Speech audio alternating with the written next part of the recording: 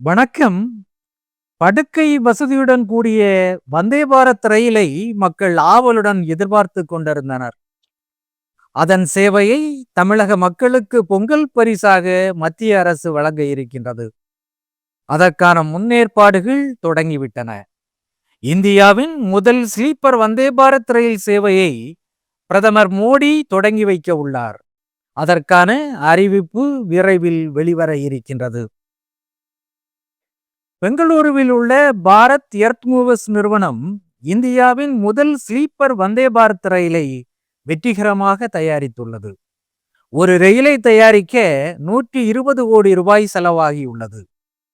மணிக்கு 160 கிலோமீட்டர் வேகத்தில் அதிராமல் ஓடும் விதத்தில் அது தயாராகி உள்ளது.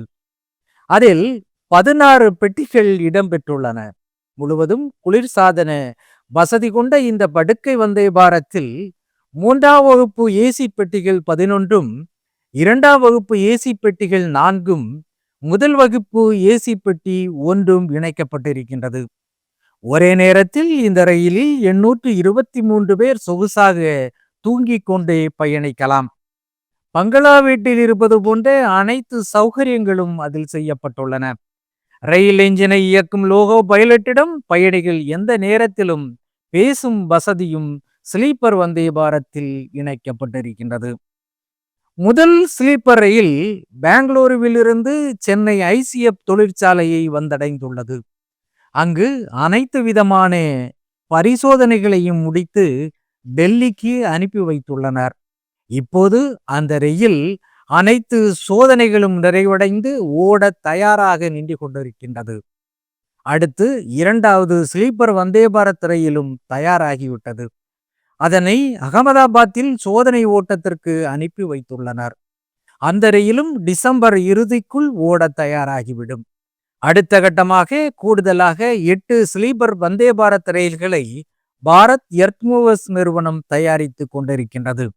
அதற்கான பணிகளும் முழுவீச்சில் மின்னல் வேகத்தில் நடந்து கொண்டிருக்கின்றது.